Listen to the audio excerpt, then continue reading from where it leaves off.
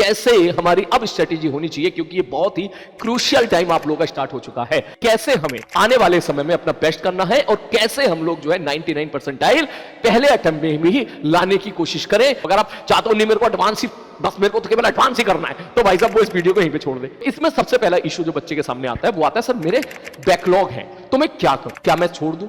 एक भी चैप्टर नहीं छोड़ना है तेरे को, not a single chapter, not a single article. Sir ऐसा क्यों बोल रहे हो? मैंने कहा क्योंकि हम नहीं कह सकते कि किस आर्टिकल से कितना आसान सवाल आएगा। हमेशा बोलता हूं ये अभी भी जितना वक्त बच रहा है उस वक्त में कोशिश कीजिए, नोट्स बनाइए, इतना बना लो कि आपको each and every information class से रिलेटेड सब आपको वहां पर रिफ्लेक्ट हो जाए जो आपने उस वक्त पढ़ी थी।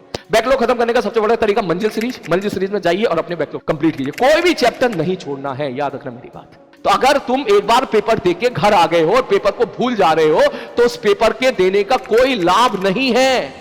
हेलो बंधु, क्या हालचाल? तो भैया एक बहुत ही इंपॉर्टेंट वीडियो लेके मैं आपके सामने लेके आ रहा हूं। आप लोगों की डिमांड पर काफी बच्चे डिमांड कर रहे थे कि सर एक बार जो है आपने ड्रॉपर बैच को तो बता दिया, एक बार जरा हमारा जो 12th गोइंग बैचेस है, मींस सीधी बात करूं तो जो हमारे लक्ष्य के बैच के बच्चे हैं या हमारे हिंदुस्तान में जितने भी ऑफलाइन क्लासेस में वो बच्चे जो 12th क्लास में इस वक्त पढ़ रहे हैं कि सर हम कैसे, हमारी अब स्ट्रेटेजी होनी चाहिए, क्योंकि ये बहुत ही क्रूशियल टाइम आप लोगों का स्टार्ट हो चुका है। बहुत ही अब समय देख ऐसे निकलेगा पता नहीं चलेगा, 3 चुटकी बीतेंगी, पहली दूसरी तीसरी, ठीक है, अभी चल रहा है अगस्त का एंडिंग, और दूसरी चुटकी जैसी बीतेगी दिवाली आ जाएगी, और दिवाली के बाद भाई साहब फिर तेरे ऊपर एग्जामिनेशन का प्रेशर, बोर्ड का प्रेशर, जेईई मेंस का प्रेशर, सिलेबस कंप्लीशन, बैकलॉग, फलाना ढिंगाना। तो ये भाई साहब काफी सारे चीजें तेरे ऊपर अटैक मारेंगी।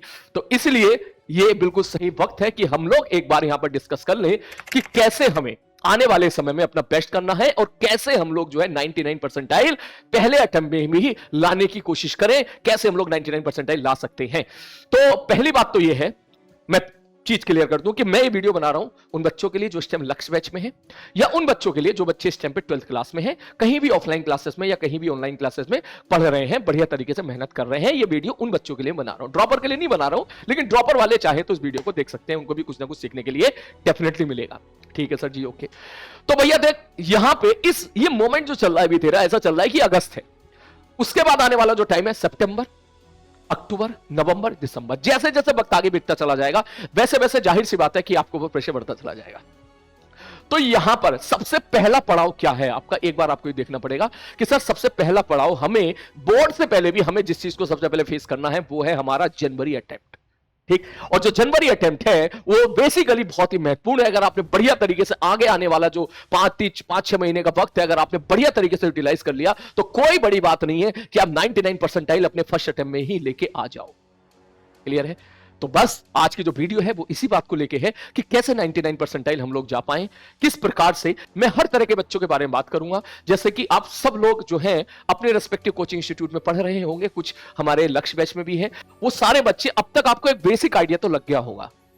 आप अपने स्कूल में, आप अपनी कोचिंग में अपने टेस्ट पेपर्स देते होंगे, आपकी कुछ ना कुछ रैंक आती होगी, आपको एक आइडिया तो लग गया होगा कि आप कहां स्टैंड कर रहे हो, थोड़ा बहुत तो लग गया होगा। ठीक, देखो ये 12th क्लास के जो बच्चे हैं एक्चुअली उनको मालूम नहीं होता है कि वो कहां स्टैंड कर रहे हैं, क्योंकि उन्होंने कंपटीशन का एग्जामिनेशन दिया नहीं होता है अभी तक। जो ड्रॉपर वाला बच्चा होता है वो समझ जाता है, वो उसको अब तक सब वो सारी बात को रिलेट कर रहा होगा कि जब हम 12th में होते हैं तो हमको कुछ पता नहीं चल रहा होता कि हम बेसिकली कहां स्टैंड कर रहे हैं। हमारी 2 लाख रैंक आ रही है, 20,000 रैंक आ रही है, 2,000 आ रही है, 200 रैंक आ रही है, हम बस कहीं ना कहीं सोच रहे होते हैं कि यार इतनी आ जाए तो अच्छा है, इतनी आ जाए तो अच्छा है, लेकिन हम वो अपने आप को जज नहीं कर पा रहे होते हैं कि बेसिकली हम हैं कहां। या फिर अपने कहीं किसी इंस्टीट्यूट में किसी बच्चे की 200 रैंक आ गई तो वो सोच लेगा यार मेरी 200 आ गई तो शायद 2,000 3,000 शायद मैं ले आऊंगा। ठीक, तो इसमें मैं कैटेगराइज कर रहा हूं 3 कैटेगरी में बच्चों को। पहली, वो बच्चे जो बिल्कुल एकदम बढ़िया परफॉर्म कर रहे हैं, जिनका एक भी बैकलॉग नहीं है, जो ऑफलाइन क्लास में धांसू परफॉर्म कर रहे हैं, ठीक, बढ़िया उनकी रैंक आ रही है, जो अपने ऑफलाइन क्लासेस में टॉप 10 to 15% में आ रहे हैं। ठीक, जो भी आपकी ऑफलाइन क्लासेस है या जो भी आपकी ऑनलाइन क्लासेस है, कोई सा भी ऑनलाइन बैच हो, जो टॉप 10 to टॉप 15% में जो बच्चे आ रहे हैं, वन कैटेगरी में वो रख रहा हूं। दूसरे बच्चे ऐसे जो 15% के बाद, ठीक, और आखिरी के जो मेजॉरिटी ऑफ द क्राउड होता है 70% जो क्राउड है वो वाले बच्चे, और कुछ बच्चे ऐसे जिनको कुछ पता ही नहीं चल रहा है कि मार्क्स भी नहीं आ रहे हैं, नेगेटिव में मार्क्स आ रहे हैं, नंबर भी नहीं आ रहे हैं, 2 नंबर 3 नंबर 5 नंबर, ऐसे बच्चे भी होते हैं भाई। ठीक, जिनको समझ में नहीं आ रहा है कि कैसे भैया मैं आगे बढ़ूं, रास्ता नहीं दिख रहा है, तो बेसिकली लास्ट के 20%। तो आई थिंक इस 3 कैटेगरी में आप अपने आप को आसानी से प्लेस कर सकते हो कि मैं इस कैटेगरी में हूं। अब ये मत कहना सर आप कैटेगरी क्यों कर रहे हो, आप तो सीधी बात बोलो भाई। देख जैसी बीमारी वैसी दवाई, जैसी बीमारी वैसा इलाज, जाहिर सी बात है। तो जो बच्चे 10-15% वाले बच्चे हैं, टॉप 10 और टॉप 15% वाले बच्चे हैं, ऑब्वियसली वो हम उनसे उम्मीद कर सकते हैं कि आप डेफिनेटली अगर इसी प्रकार से अगर आप पढ़ते रहोगे लास्ट तक, तो आप डेफिनेटली जेईई मेंस और जेईई एडवांस दोनों में सेलेक्ट हो जाओगे, शानदार तरीके से सेलेक्ट हो जाओगे।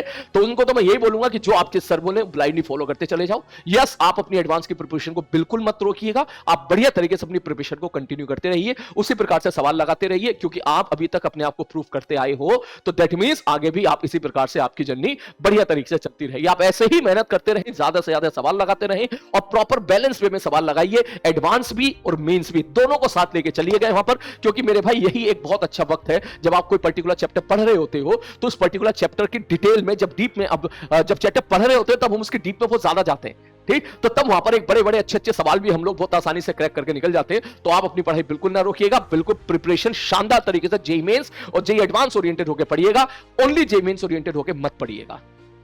क्लियर है? अब मैं आता हूं मेजॉरिटी ऑफ द क्राउड पर, जिनके लिए स्पेशली मैं वीडियो बना रहा हूं।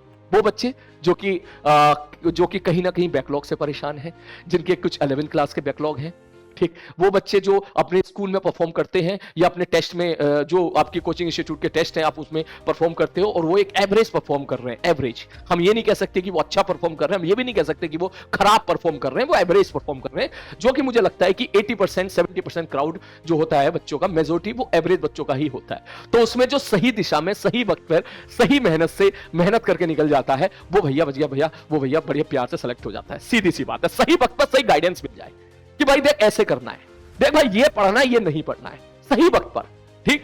मैं अभी अपने पुराने, मेरा जो कॉलेज है वो एनआईटी त्रिची है, मैं अभी एनआईटी त्रिची गया था, तो वहां मैं काफी बच्चों से मिला, सबसे मैंने बात की, सबसे जब डिस्कशन किया तो मुझे वहां ऐसे बच्चे भी बहुत सारे मिले जिनके जेईई एडवांस में तो 15 से 20 हजार रैंक थी, लेकिन जेईई मेंस में उन्होंने 5 से 6 हजार के आसपास स्कोर कर लिया था, ठीक।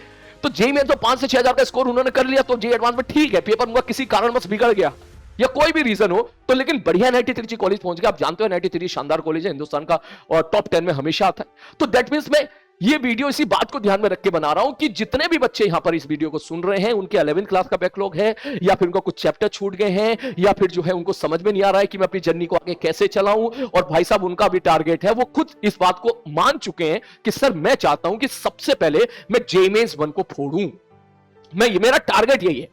पहले आप खुद से एक्सेप्ट करो कि आप क्या चाहते हो। अगर आप चाहते हो नहीं मेरे को एडवांस ही, बस मेरे को तो केवल एडवांस ही करना है, तो भाई साहब वो इस वीडियो को यहीं पे छोड़ दे, ठीक है। लेकिन अगर आप चाहते हो नहीं सर देखो पहला पार्ट तो ये है कि पहले जेईई मेंस 1 निकल जाए, अच्छे से जेईई मेंस 1 निकल जाए, तो भाई साहब वो बंदा इस वीडियो को भैया लास्ट तक देखे। क्लियर है? और yes, it is very important, believe me it is very important, specially for the online batches, क्योंकि ऑनलाइन बैचेस में ना बुरा मानने वाली बात नहीं है। अगर मैं 100 का स्केल लूं तो 100 में से 80% बच्चा ये चाहता है कि वो आईआईटी में टॉप रैंक लाने की कोशिश करे या आईआईटी में बढ़िया रैंक लाए, 2000, 3000, 200 के अंदर रैंक, 100 के अंदर रैंक। लेकिन सच्चाई ये बोलती है कि ये हर बच्चा चाहेगा, 70% बच्चा यही चाहता है। लेकिन डेटा ये बोलता है, रियलिटी ये बोलती है कि जेईई मेंस ही मात्र 2% बच्चों का क्लियर होता है। डेटा ये बोलता है। जिन सवालों का बहुत आसान बोलते हो ना कि ये तो आसान सवाल है जेईई मेंस के, ऐसे सवाल जेईई मेंस क्यों पूछ रहा है, वही सवाल को मेन एग्जामिनेशन में बिल्कुल सही करने वाले बच्चों की संख्या ही 2% है। इसका मतलब आप कहीं ना कहीं हो सकता है भ्रम में हो, तो आपका वो भ्रम अभी टूटना बहुत जरूरी है, क्योंकि अगर वो भ्रम टूटेगा तभी आप मेहनत करोगे, तभी आप आगे निकलोगे और तभी आप अपने अंदर इंप्रूव कर पाओगे। तो मैं यहां पर सारा शॉर्ट में एक बार सारी चीजें यहां पर डिस्कस कर रहा हूं। सबसे पहली बात आती है, स्पेशली अब मैं बात करता हूं केवल उन बच्चों को लेके जो बच्चे स्टेम पर हैं, मेहनत कर रहे हैं, जो अपने कोचिंग इंस्टीट्यूट में टॉप बैचेस में नहीं है, जो अपने कोचिंग इंस्टीट्यूट में बहुत ही अच्छा एक्स्ट्रा ऑर्डिनरी जो है टॉप 10%, टॉप 15% में नहीं आ रहे हैं। मैं बात कर रहा हूं एवरेज बच्चों की कि भाई साहब उस एवरेज बच्चे को अगर सही दिशा मिल जाए तो बढ़िया से जो है वो अपना टॉप का एनआईटी, टॉप का जो है आईआईटी, ऑब्वियसली आईआईटी की जर्नी तो आईआईटी एडवांस का पेपर तो बाद में होता है, पहले तो मेंस का पेपर होता है, तो वो यहां से 99 स्कोर कर सके। और 99 स्कोर अगर एक बार हो गया तेरी जेईई मेंस 1 में, तो इसका मतलब उसके बाद फिर तो सीधा एडवांस की प्रिपरेशन कर सके, ये अपने बोर्ड की चीजों को संभाल सके। तो इसमें सबसे पहला इशू जो बच्चे के सामने आता है वो आता है सर मेरे बैकलॉग है, तो मैं क्या करूं, क्या मैं छोड़ दूं, कौन सी टॉपिक छोड़ूं, कौन से टॉपिक ना छोड़ूं, या पढ़ूं तो कैसे पढ़ूं। फिर हम बात करेंगे 11 के बैकलॉग पे और फिर हम बात करेंगे कैसे आपकी स्ट्रेटेजी होनी चाहिए। तो सबसे पहली बात, अगर आप जेईई मेंस 1 की प्रिपरेशन करने जा रहे हो, ये जो जेईई मेंस बनाने वाला है जनवरी में टाइम में आपका आएगा, ठीक, और आप बिल्कुल एक्सेप्ट कर चुके हो कि हां सर अब तो पूरा फोड़ाफाड़ी मचाएंगे, तो सबसे पहले रूल नंबर 1, कुछ भी नहीं छोड़ना है। अब तो कहेगा सर आप ये ऐसा कैसे हो सकता है सर, है ये तो छूटेगा ही कुछ ना कुछ। मैंने कहा नहीं, हमको स्मार्टली काम करना है। बोले स्मार्टली काम करने का मतलब, मगर छोड़ना कुछ भी इसलिए नहीं है क्योंकि जिस एग्जामिनेशन की आप बात कर रहे हो उस एग्जामिनेशन में टफ सवाल पूछे नहीं जाते। कोई भी बच्चा यहां पर एक भी चैप्टर नहीं छोड़ेगा जो मेरी बात सुन रहा है। बात समझ में आ रही है? एक भी चैप्टर नहीं छोड़ना है तेरे को, not a single chapter, not a single article. Sir ऐसा क्यों बोल रहे हो? मैंने कहा क्योंकि हम नहीं कह सकते कि किस आर्टिकल से कितना आसान सवाल आएगा, और जेईई मेंस में आसान ही आएंगे। जेईई मेंस में 95% क्वेश्चन आसान होते हैं। 25 में से 23 सवाल तेरे को आसान देखने के लिए मिलेंगे, देख लेना तू। उन 23 सवाल के लिए करने के लिए तेरे को डिटेल में, डीप में, ज्यादा चैप्टर की, आर्टिकल की नॉलेज होना जरूरी नहीं है। तुझे बस ऊपर ऊपर की चीजें भी याद रही तो भी तो वो सवाल कर लेगा। इसलिए अगर सपोज कोई बच्चा बोले सर मेरे को फ्लूइड मैकेनिक्स नहीं आता, मैं छोड़ के जा रहा हूं, मत जा छोड़ के, सारे फॉर्मूले देख के जा। क्या पता एक सिंपल सा फॉर्मूला टर्मिनल वेलोसिटी का जाए, simple terminal velocity formula value put करके आंसर निकालना, और आते हैं। क्या पता सिंपल 2 पार्टिकल देते और दोनों पार्टिकल टर्मिनल वेलोसिटी को उसका रेशियो निकलवा ले। क्या पता सीधा height rise in capillary h बराबर 2s cos थीटा अपन ROG पे डायरेक्टली सवाल पूछ ले। छोड़ना कुछ नहीं है, याद रखना मेरी बात। अबे भाई देख, h बराबर 2s cos थीटा अपन ROG कैसे आया, ये डिटेल नॉलेज है। तू मेरी बात समझ में क्या कहना चाह रहा हूं? कैसे आया, कैसे पानी का लेवल ऊपर की तरफ राइज हुआ, कैसे वहां पर जो है एंगल ऑफ कांटेक्ट, ये सारी चीजें कैसे हुआ, कैसे प्रेशर की इक्वेशन लिखी थी, ये सारी चीज इसको बोलूंगा मैं कि तुम्हें ईच एंड एवरीथिंग पता है। और अगर किसी को नहीं पता है, फॉर्मूला ही पढ़ के चला जा 2s cos थीटा अपन ROG। और हर फॉर्मूले में ये जरूर ध्यान से देखो कि कौन सी फिजिकल क्वांटिटी क्या कह रही है, एस क्या है, आर क्या है, आर क्या है, रेडियस ऑफ द मिनिस्कस है या रेडियस ऑफ द ट्यूब है, रो क्या है। आप समझो, मैं एक छोटे से एग्जांपल से आपको समझाने की कोशिश कर रहा हूं, ठीक? तो इसी प्रकार से आपको कोई भी चैप्टर नहीं छोड़ना, चाहे कोई सा चैप्टर। अगर मैं 12th के टॉपिक पे आ जाऊं, मूविंग कॉइल गैल्वेनोमीटर कैसे काम करता है, 98% बच्चों को ठीक से नहीं पता होता, ये भूल भुला गए होते हैं। लेकिन कोई बात नहीं, आप जेईई मेंस ओरिएंटेड होकर पढ़ रहे हो तो मूविंग कॉइल गैल्वेनोमीटर के जो करंट सेंसिटिविटी और वोल्टेज सेंसिटिविटी के फॉर्मूला है वो तुझे बिल्कुल क्लियर होनी चाहिए। ये इसका फॉर्मूला है, इसमें फिजिकल क्वांटिटी है, इसमें वैल्यू पुट करनी, सॉल्व करके आंसर आएगा खटाक से। क्योंकि सवाल जेईई मेंस के डिटेल वाले नहीं आते, वो ऊपर ऊपर से आते हैं। जहां आप जेईई मेंस की साइकोलॉजी समझ गए, वहां ये बहुत ही आसान है। बिलीव मी, जब तू पेपर देखता है ना, तूने कोई सा भी साल का पेपर उठा के देख ले, पिछले 4-5 साल का कोई सा भी जेईई मेंस का पेपर उठा के देख ले, तू बोलेगा इतने आसान सवाल, इतने आसान सवाल। लेकिन डेटा तो ये बोलता है ना, उतने आसान सवाल 2% बच्चे कर पाते हैं, 98% बच्चे तो कर ही नहीं पाते। क्यों? शायद उन्होंने वो चैप्टर या तो बिल्कुल ही छोड़ के गए होते। आप समझो मेरी बात को, कि सारे चैप्टर पढ़ के जाने वाले बच्चे कितने परसेंट हो गए? 100 में से 30% या 40%, जिन्होंने सब कुछ पढ़ रखा होगा। कोई मतलब अगर मैं किसी भी रैंडम बच्चे को उठा लूंगा तो वो यही बात बोलेगा, सर मेरा रोटेशन छूटा हुआ है, कोई कहेगा सर मेरा फ्लूट छूटा हुआ है, कोई कहेगा सर मेरा इलेक्ट्रो छूटा हुआ है। तो ऐसे कितने बच्चे होंगे जो कहेंगे सर मैंने पूरे चैप्टर के सारे फॉर्मूले, बेसिक फंडामेंटल सारे फॉर्मूले रफ कॉपी पे लिख लिख के बढ़िया तरीके से प्रैक्टिस कर लिए, कोई से फॉर्मूला आप मुझसे पूछ रहे, मुझे उसके बारे में सारी इंफॉर्मेशन पता है। ऐसे बच्चे बहुत ही कम होते हैं। तो आपको सबसे पहले तो उन बच्चों में आना है, क्योंकि अगर सारे फॉर्मूले आपको सारे रिकॉल कर लिए, तुमने रफ कॉपी पे लिख के प्रैक्टिस कर लिए, वो कैसे आया रिजल्ट, वो जेईई मेंस के लिए इंपॉर्टेंट नहीं है, वो जेईई एडवांस के लिए महत्वपूर्ण है। क्योंकि हमारा टारगेट अभी अगर केवल जेईई मेंस है, तो आप उन सारी चीजों को पकड़ के रखो, सारी चीजों को बढ़िया तरीके से पकड़ के रखो। समझ मारी बात? ठीक है सर जी, ओके। पहली तो क्या छोड़े क्या पढ़े? कुछ नहीं छोड़ना है, सब कुछ पढ़ना है और ऊपर ऊपर से पढ़ना है। मैं मानता हूं आप लोगों के ऊपर प्रेशर, आपके स्कूल, कुछ बच्चे स्कूल भी जाते होंगे, कुछ बच्चे अपने कोचिंग इंस्टीट्यूट में बिजी होंगे, उनका सिलेबस फास्ट मोड पे चल रहा होगा और इस टाइम पर उनके पास उतना वक्त नहीं होगा। आपने कोई 11th क्लास का चैप्टर उठाया और बाद में पता चला आप 11th क्लास का चैप्टर उठा रहे हो, आपके पास समय नहीं है उस चैप्टर को कवर करने के लिए। सब 3 से 4 घंटे की डिमांड है और आपके पास मात्र 30 मिनट है। तो क्या करें? क्या करें भैया? जल्दी से जो नोट्स बनाए जल्दी से पन्ने पलट ले, पन्ने पलट के जो काम के फॉर्मूले हैं वो काम के फॉर्मूले उतार ले और लिख। शॉर्ट नोट्स इधर उधर से मत ले, लिख और लिख भाई साहब ये क्या है, ये क्या है, ये क्या है, ये क्या है। जैसे कि एग्जांपल के तुमने थर्मोडायनेमिक्स है, अब थर्मोडायनेमिक्स में आपको सारे फॉर्मूले क्लियर होने चाहिए। भाई साहब कोई कहते हैं भैया एडियाबैटिक में बॉटम गैस क्या होता है, तो सीधा क्लियर होना चाहिए NR delta T upon 1 minus gamma होता है। अगर मैं तुझसे पूछ लूं कि डायटोमिक का गामा कितना होता है, तो यहां नहीं फंसना है, तुझे क्लियर होना चाहिए डायटोमिक का गामा ये होता है। It just formula. बात समझ में आ रही है? क्लियर है? ठीक है सर जी। अब जैसे इलास्टिसिटी में चला जाए, 4 upon area Y delta upon L, यही फॉर्मूला बार बार चलता है। तो इसमें जितने भी सवाल बेसिक फंडामेंटल सवाल, उस पर एक बार पेन चला लो, ज्यादा टाइम नहीं लगेगा, 30-40 मिनट का सवाल, 30-40 मिनट लेंगे बस, खत्म कहानी। ठीक, अगर आप देखोगे तो इसी पर ही, इन्हीं फॉर्मूले पे ही जेईई सक्सेस सवाल पूछ रहा है। तो आप सबसे पहले ऊपर की जो क्रीम क्रीम लेयर है ना, मलाई मलाई, पहले ये मलाई मलाई खा लो बढ़िया तरीके से। आ रही बात समझ में क्या कहना चाह रहा हूं? ठीक है, पहली बात। दूसरी बात, अब आता है सर 11 के बैकलॉग है तो हम क्या करें? ऑब्वियसली आप में से काफी बच्चे बैकलॉग से परेशान होंगे। 11 क्लास को जब पढ़ाया गया होगा 11 क्लास, सब आपने सीरियसली नहीं लिया होगा। तो इसमें कुछ बच्चे ऐसे होंगे जिनका 11 क्लास जिन्होंने बढ़िया तरीके से अटेंड किया, शानदार तरीके से उन्होंने नोट्स बनाए, लेकिन उनको ऐसा लगता है कि उनका बैकलॉग है क्योंकि वो काफी सारी चीजें भूल गए, उनको रिवीजन करने का वक्त नहीं मिल पाया है। तो उनको मैं बात बोलूंगा, बेटा रिवीजन करने के लिए सबसे बेस्ट चीज होती है तेरे नोट्स, जो तूने क्लास नोट्स बनाए हैं वो। और क्लास नोट बहुत इंपॉर्टेंट होते हैं। ये नहीं कि आप पीपीटी को स्टोर करके रख रहे हो कि पीपीटी 1 है, पीपीटी 2 है, पीपीटी 3 है, ऐसे फोल्डर ही बनते हैं बेटा, उनसे रिवीजन नहीं होता है कभी। इसलिए मैं हमेशा बोलता हूं, ये अभी भी जितना वक्त बच रहा है उस वक्त में कोशिश कीजिए नोट्स बनाइए। नोट्स के लिए मतलब मैं ये नहीं कह रहा हूं कि लाल पेन, हरे, पीले, नीले पेन से बनाएं, कम से कम जो है इतना बना लो कि आपको each and every information class से रिलेटेड सब आपको वहां पर रिफ्लेक्ट हो जाए जो आपने उस वक्त पढ़ी थी। वरना होता क्या है, होता यह है भैया, आप बस लेक्चर, तुम्हारी अक्सर ऑनलाइन क्लास वाले बच्चों की अक्सर ये आदत देखिए, मतलब बैठ के बस देख रहे होते हैं। मास्टर से कहते हैं तू करके दिखा, हम देखेंगे। वो देख रहा होता है, हाँ हाँ हाँ हाँ, मास्टर कर रहा होता है, हाँ हाँ हाँ हाँ, ठीक है, और मास्टर ने आंसर निकाल कर दे दिया, कैलकुलेशन भी कर दी, सवाल भी पढ़ दिया, लैंग्वेज भी समझा दी, पूरा सवाल सॉल्व करके दिखा दिया, तुम खुश हो जाते हो, तुम्हें लगता है कि तुम कर रहे हो, बाकायदे में कर रहा होता है मास्टर, टीचर खेल रहा होता है, आप बैठ के देख रहे होते हो, जैसे क्रिकेट मैच होता है। तो इस चीजों से प्लीज आप बचिए, क्योंकि ये चीज जब आप, वही सिंपल सवाल जब आपको करने के लिए दिया जाएगा, आप वैल्यू पुट करने जाओगे तो कहीं ना कहीं आपसे फिर कैलकुलेशन मिस्टेक होगी, कहीं ना कहीं आप डेटा गलत पुट कर दोगे। एरिया दे रखा सेंटीमीटर स्क्वायर में, आप उसको ऐसे पुट कर दोगे, फिर बात हो यार ये गलती होगी मुझसे, हमारी बात। तो ये गलतियां कब दूर होंगी? जब आप खुद हथियार उठाओगे, खुद क्वेश्चन को सॉल्व करोगे। तो पहली चीज भाई साहब, कुछ नहीं छोड़ना है। दूसरा, 11 के बैकलॉग जिन बच्चों ने नोट्स बना रखे हैं, आप उन नोट्स से बढ़िया तरीके से प्रैक्टिस कीजिए, और जिन बच्चों ने नोट्स नहीं बना रखे हैं तो मैं उनको बोलूंगा कि मंजिल सीरीज से आप कवर कर लो, क्योंकि हमें छोड़ना कुछ नहीं है। समझ मेरी बात, हमको कुछ नहीं छोड़ना, हमको करना सब है।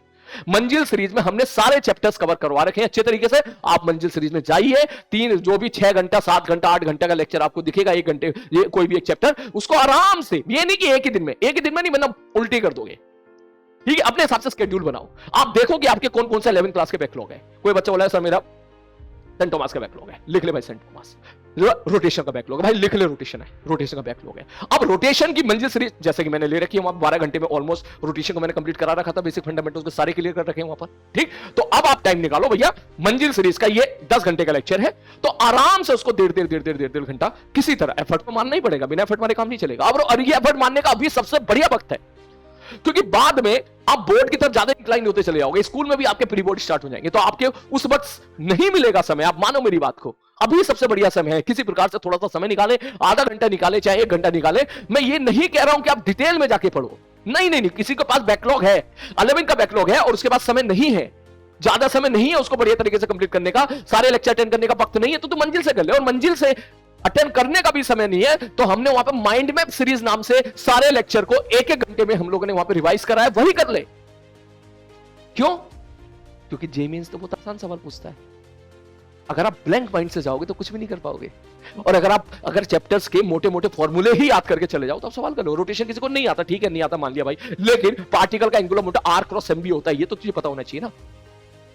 उसी प्रकार से अगर इंक्लाइन प्लेन पर किसी बॉडी को छोड़ देगा, बॉडी नीचे रोल करेगी, उसका acceleration g sin theta upon 1 + i upon mr square होता है। ये कैसे आया ये बताता, अगर किसी बच्चे को ये पता है कि कैसे आया, तो ये बताता है कि उसने डिटेल में सारी चीजें अच्छे से पढ़ रखी है, इसका मतलब एडवांस के हिसाब से बढ़िया जा रहा है। लेकिन किसी ने नहीं पढ़ी भाई, तो तू इतना तो याद रख सकता है ना कि इंक्लाइन प्लेन पे अगर गोल गोल बॉडी को छोड़ देंगे, अगर मान के चलो फ्रिक्शन सफिशिएंट है फॉर द प्योर रोलिंग, तो उसका जो एक्सेलरेशन होगा g sin theta upon 1 + i upon mr square होगा। इतना भी तूने याद कर लिया, कैसे आप भाड़ में जाए, तेरे जेईई मेंस के सवाल तो तेरे इसी से हो जाएंगे। आप समझो बात को। बस इसके बाद क्या चाहिए? एक्यूरेसी, कि आप फॉर्मूले जब वैल्यू पुट करो तो गलत आंसर ना निकालो। समझ मारी? थीटा 37 तो 50 डिग्री ना लिखो। यहां पर अगर आई की वैल्यू अगर डिस्क पूछा जा रहा है तो mr स्क्वायर ना लिखें, mr स्क्वायर बाई 2 है तो mr स्क्वायर बाई 2 लिखें, ठीक। सॉलिड स्फीयर होलो स्फीयर के मोमेंट ऑफ इनर्शिया में कंफ्यूज ना हो। अब सॉलिड स्फीयर का मोमेंट ऑफ इनर्शिया कैसे आया, ठीक है, इट्स ओके, लेकिन ये होता है, ये इंपॉर्टेंट है। बात समझ मारी है?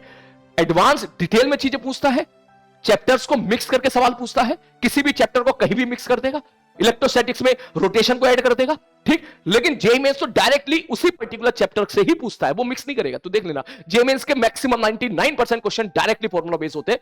Put the value get the answer, put the value get the answer, put the value get the answer. अगर ये चीज आप अगर एक तरीके से कैच कर गए कि यार जेईई मेंस ऐसे पूछ रहा है, फिर आप निकाल के ले जाओगे। बात समझ में आ रही है? इसके लिए आपको एक काम और करना पड़ेगा कि जो जेईई मेंस के सवाल आए हुए हैं, जो जेईई मेंस के पीवाईक्यू आए हुए हैं, आप उनको सॉल्व करना स्टार्ट कीजिए, क्योंकि वही आपको बताएंगे। जब भी कभी तू डिमोटिवेट हो, तेरे को लग रहा है कि भाई साहब मुझे एक चैप्टर पढ़ना है, सब वो रोटेशन पढ़ना है, रोटेशन होने इंक्लाइन प्लेन मेरे को पढ़ना है भी, तो एक बार तूने पढ़ लिया, ठीक है, नहीं पढ़ा, न पढ़ने का समय नहीं मिला, सर ने बोला acceleration g sin theta 1 + i upon mr square होता है, तूने वहां पे देख लिया, ठीक है। अब उस पे सवाल जब तू देखेगा तो तू देखेगा वहां पे सवाल ही ऐसे मिलेंगे कि रिंग को छोड़ दिया, पता नीचे कितनी देर में पहुंचेगा, एस बराबर T plus half T square लगा दिया उस पे, ठीक है। सवाल ही ऐसे मिलेंगे, रिंग को छोड़ दिया, डिस्क को छोड़ दिया, स्फीयर को छोड़ दिया, बता कौन पहले पहुंचेगा कौन बाद में पहुंचेगा, वैल्यू पुट करके सोल्व करके पता लगा कौन ज्यादा कौन तेज। हमारी बात ठीक, भैया नीचे पहुंचा, भैया बता दे किसकी वेलोसिटी ज्यादा होगी, तो सीधा बोले अरे सर पूछ रहा वेलोसिटी एक्सेलरेशन कांस्टेंट है तो v स्क्वायर बराबर square plus 2s, value put कर सोल्व कर आंसर निकाल दो, खत्म कहानी।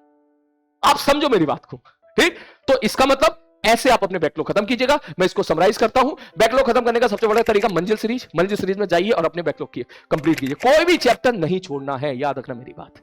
और अगर किसी के पास मंजिल सीरीज के लिए वक्त नहीं है तो कोई बात नहीं, तू माइंड मैप सीरीज से पढ़ ले। और माइंड मैप सीरीज में तो हम लोगों ने एक घंटे में, डेढ़ घंटे में उसको कंप्लीट करवा रखा है।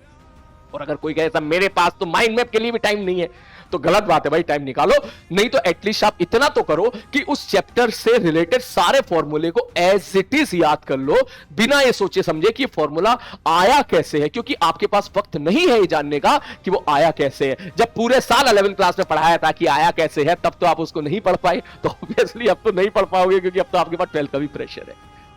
समझ में आ रही है? क्लियर है? तो ये चीज है। और उसके बाद अब आते हैं आपकी प्लानिंग क्या रहनी चाहिए। तो जैसे कि अभी हम यहां पर अगस्त में है, अगस्त अभी हमारा कंप्लीट होने वाला है, सितंबर अक्टूबर नवंबर आपका जो सिलेबस है, आमतौर पर अक्टूबर और नवंबर के बीच में सिलेबस कंप्लीट हो जाता है।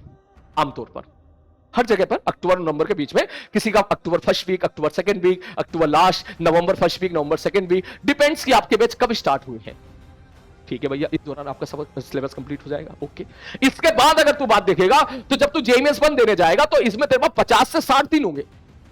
ऑल्दो ये 50 से 60 दिन में भी तू कुछ कुछ बैकलॉग खत्म करेगा, लेकिन 50 से 60 दिन में तेरे को थोड़ा सा बोर्ड का भी प्रिपरेशन करके चलना पड़ेगा, जेईई मेंस का भी प्रिपरेशन करके चलना पड़ेगा, साथ साथ लेके चलना पड़ेगा। और एडवांस के हिसाब से भी, जो बच्चे एडवांस के हिसाब से पढ़ेंगे एडवांस के हिसाब से पढ़ना पड़ेगा। लेकिन ऐसा नहीं है कि ये 3 गुना लोड हो गया, ऐसा बिल्कुल नहीं है। सब्जेक्ट तो एक ही है ना, है? अरे ऐसा थोड़ा ना कि मेंस की फिजिक्स अलग है, एडवांस की अलग है, बोर्ड की अलग है। फिजिक्स तो फिजिक्स है भाई, ठीक। बोर्ड में क्या करना है आपको, थोड़ा सा अच्छे से ये सीखना है कि डेफिनेशन लिखते कैसे हैं, कोई डेरिवेशन है तो करते कैसे हैं, या पिछले बोर्ड के पिछले 5 साल के जो पीवाईक्यू आए हैं कैसे कैसे सवाल आए, एक बार रीडिंग लगाएगा तो जो वहां पर और बेटर अंडरस्टैंडिंग तेरी मिल जाएगी। खैर अभी हम बात कर रहे हैं यहां पर जेईई मेंस की, तो ये वाला टाइम तेरा बहुत ही गोल्डन टाइम रहेगा। लेकिन मैं चाहता हूं कि उससे पहले ही आप कोशिश करें ज्यादा से ज्यादा बैकलॉग अपने अभी यहीं पे कवर करने की।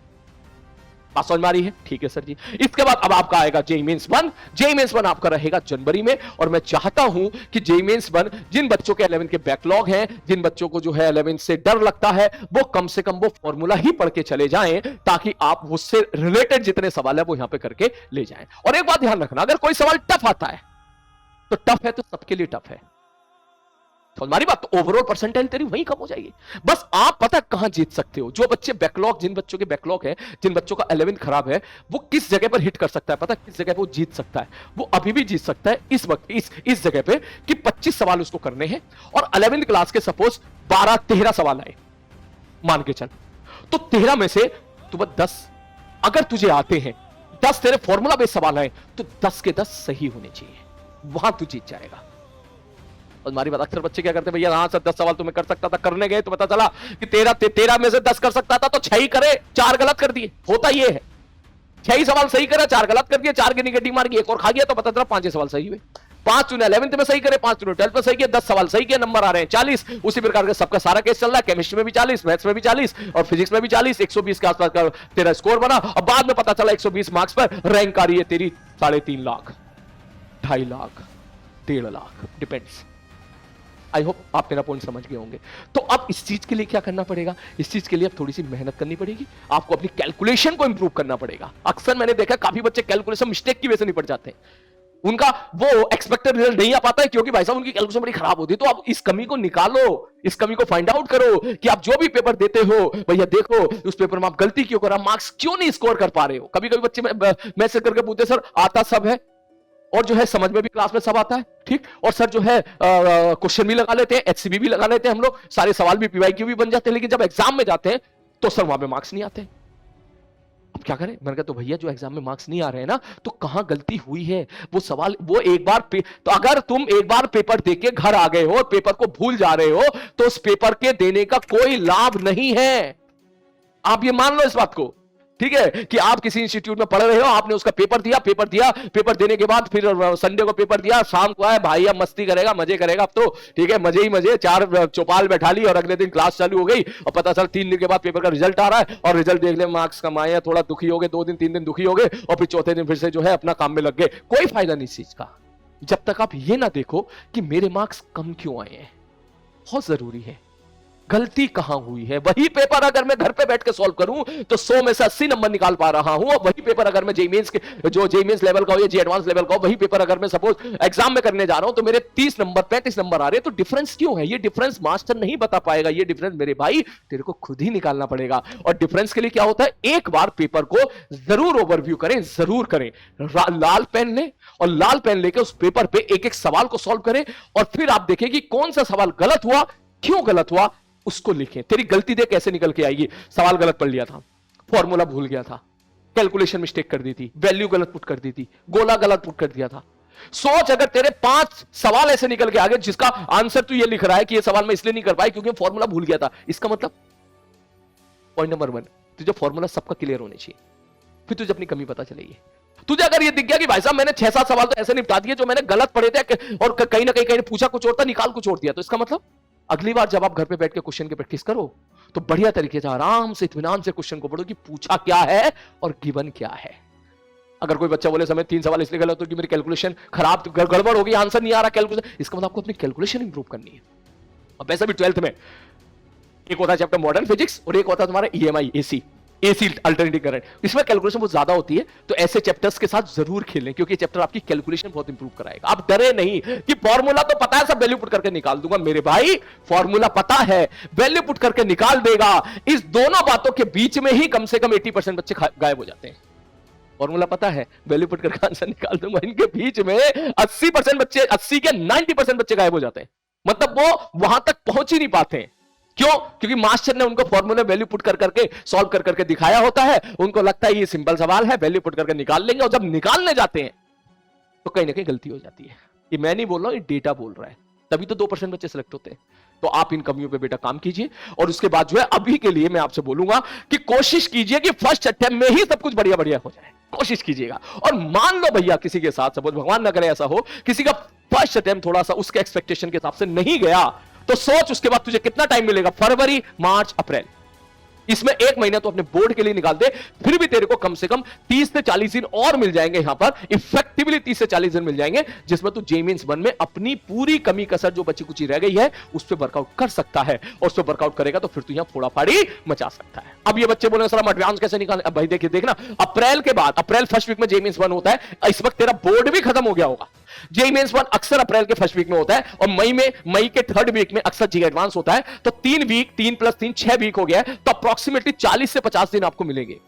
40 से 50 दिन आपको मिलेंगे, तब तू केवल एडवांस ओरिएंटेड होकर खेलेगा, केवल एडवांस ओरिएंटेड खेलेगा, सारे फॉर्मूले तुझे पता होंगे, तब तक नोट्स तो इतनी बार रिवाइज कर चुका होगा, इतनी बार रिवाइज कर चुका होगा कि सारी फंडामेंटल तुझे क्लियर होंगे, फिर तू बस 3 निकालेगा, फटाक से सवाल को फोड़ने की कोशिश करेगा, कुछ सवाल बनेंगे कुछ सवाल नहीं बनेंगे, लेकिन प्योरली एडवांस ओरिएंटेड होगे, फिर तू यहां पर पढ़ाई करेगा। 50 दिन बहुत होते हैं, मैं ये नहीं कह रहा हूं कि 50 दिन में एडवांस निकल जाएगा, नहीं, एडवांस के लिए तो तेरी पुरानी मेहनत, पूरी मेहनत है, ठीक है। जब तूने अप्रैल से अपनी प्रिपरेशन स्टार्ट की थी पिछले साल से, जब तू 11वीं क्लास में नन्ना मुन्ना सा आया था, तेरी प्रिपरेशन तो तभी से चल रही थी, तभी से चल रही थी, ठीक। वो चलते चलते अगर वहां से लेके यहां तक की चीजें तूने नहीं पढ़ी होती तो ये तुझे समझ में ही नहीं आती, समझ मारिए। तो दैट मींस आपको इसी सीक्वेंस के हिसाब से चलना है मेरे भाई। मेरे हिसाब से अभी उन सारे जो एवरेज बच्चे हैं उन सबका टारगेट होना चाहिए कि सर हम इसमें फोड़ाफाड़ी मचाएंगे, और जैसे जैसे मैंने जो जो बातें यहां पर बोली है उन बातों को फॉलो करेंगे, और उसके बाद फिर आपका जो भी रिजल्ट आएगा उसके बाद फिर जो है हम अगला स्टेप लेंगे कि हमें कैसे अपना नेक्स्ट स्टेप लेना है। आगे बात समझ में। और एक बात याद रखना, जेईई मेंस में 99 परसेंटाइल लाने के लिए ऑन अप्रोक्सीमेट 210 के आसपास मार्क्स चाहिए, 200 से ऊपर चाहिए ऐसा मान ले, ठीक है। 200 के आसपास आपके मार्क्स चाहिए। 200 मार्क्स का मतलब है ऑन एवरेज हर सब्जेक्ट में 70 के आसपास मार्क्स चाहिए, ठीक है। 70 का मतलब यह है कि ऑन एवरेज आप 17 से 18 सवाल, 16 से 17 सवाल आप ठीक कर पाए इफेक्टिवली, जो कि बहुत ही आसान काम है। अगर वही 25 में से किसी भी साल का तो पेपर देखे, मैं अगर अपने बैच में अगर किसी भी साल का पेपर लेके चला जाऊं ना, किसी भी साल का पेपर लेके चला जाऊं, और मैं उन 25 सवालों में जितना मैंने पढ़ाया है वो अगर सवाल दिखाना शुरू कर दूं, तो आधे से ज्यादा बच्चे कहेंगे सर ये क्या पूछ रहा है, सर ये इतना सिंपल सवाल है, क्या पूछ रहा है ये रियलिटी है। लेकिन जब यही सवाल जब करने की बारी आई बच्चे की, जब बच्चा करने जाता है, तो वहां से 2% बच्चे कर पाते हैं। तभी 2% क्या 1% कर पाते हैं, 1% बोलेंगे तभी तो 99 परसेंटाइल में आएगा ना। तो ये जो गैप है कि आपको लग रहा है आसान है, आपको लग रहा है सिंपल है, लेकिन जब आप करने जा रहे हो और आप नहीं कर पा रहे हो, आप नहीं स्कोर कर पा रहे हो, इस गैप को खत्म करना है। मेरी बात लक्ष्य के बैच या 12th क्लास के जितने बच्चे हैं, कुछ बच्चे रिलेट कर पा रहे होंगे, जो बच्चे हवा में उड़ रहे हैं वो बच्चे नहीं रिलेट कर पा रहे होंगे। एक बार जो बच्चे टॉपर है ना, एक बार उनसे पूछना, वो बताएंगे तुम्हें कैसे एक एक नंबर पे, ठीक है, एक एक सवाल पे कैसे 5-5, 10-10 हजार रैंक पीछे चला जाता है एक सवाल पर, कैसे 2-2, 3-3 हजार का डिफरेंस आ जाता है केवल एक सवाल से। इसलिए कंपटीशन जो है टफ है, तो हमको एक्यूरेसी पे ध्यान देना है, और एक्यूरेसी आपकी जो आएगी वो आएगी आपकी मेहनत से। खूब सवाल लगाओ, भर भर के सवाल लगाओ, और बेसिक फंडामेंटल बिल्कुल क्लियर रखो, सारे फॉर्मूले बिल्कुल क्लियर रखो, कुछ भी छोड़ के मत जाओ। बैकलॉग है मंजिल से कवर कर लो, नहीं तो माइंड मैप से कवर कर लो।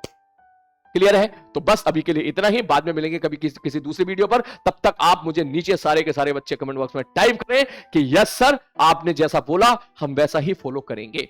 बस इतना ही बोल देना, मैं समझ जाऊंगा। ठीक है, जैसा बोला वैसा फॉलो करेंगे। ठीक है, ये नहीं सारी बात लिख दे कमेंट में, पता चला कोई वीडियो देख भी नहीं रहा है, अब वो आके कमेंट पढ़ के समझ गया, अच्छा सर ये कहना चाह रहे हैं। ठीक है, हाँ, तो इसलिए इतना ही लिख देना, सर जैसे आप बोलोगे हम वैसे ही करेंगे। मैं समझ जाऊंगा कि मेरा इन्फॉर्मेशन आप तक पहुंच गया है। और यस, जितने भी कद्दू गैंग वाले हैं, ठीक है, मचाना है बेटा, इस साल खूब मचाना है। मैं इस बार गया था NIT त्रिची गया, तो वहां मुझे खूब सारे बच्चे मिले जो हमसे पढ़े थे। कोई जो है पेड बैच में पढ़ रहा था, कोई लाइव क्लास में पढ़ रहा था, कोई जो है मंजिल, ऐसे बच्चे बहुत मिले जिन्होंने केवल मंजिल से सेलेक्ट होकर NIT त्रिची पहुंचे। ठीक है, ऐसे बहुत सारे बच्चे मिले जो हमसे पढ़े थे। किसी कोई जो है हमारे YouTube जेई वाला चैनल पर जो वीडियोस आते हैं वो सारी वीडियो को फॉलो अप कर रहे थे। ठीक, तो बहुत सारे बच्चे मिले। तो बस मैं यही बोलूंगा कि भाई, जब बस ये है कि जितनी मेहनत उन्होंने करी उतनी मेहनत आपको भी करनी पड़ेगी। क्लियर है? तो खूब मेहनत करें, और नीचे कमेंट बॉक्स में जरूर टाइप करें, अब कद्दू गैंग दिखनी चाहिए बढ़िया तरीके से। सारे लोग इकट्ठे हो जाओ, खूब मेहनत करो, खूब सवाल लगाओ। अगर आप अपनी कोचिंग इंस्टीट्यूट में बढ़िया परफॉर्म कर रहे हो, अगर आप लक्ष्य में बढ़िया परफॉर्म कर रहे हो, बढ़िया टॉप 10 टॉप 15% में आपकी रैंक आ रही है, बिल्कुल ऐसी चलता जा, मेंस प्लस एडवांस ओरिएंटेड होकर पढ़ता चला जा। और अगर तू एवरेज परफॉर्म कर रहा है तो थोड़ा सा मेंस इंक्लाइंड हो जा, और मेंस में फोड़ा फाड़ी बचा, जे मेंस 1 में अपने आप को प्रूव कर, उसके बाद फिर जी एडवांस की फोड़ा फाड़ तैयारी करेंगे। फिर टेक केयर।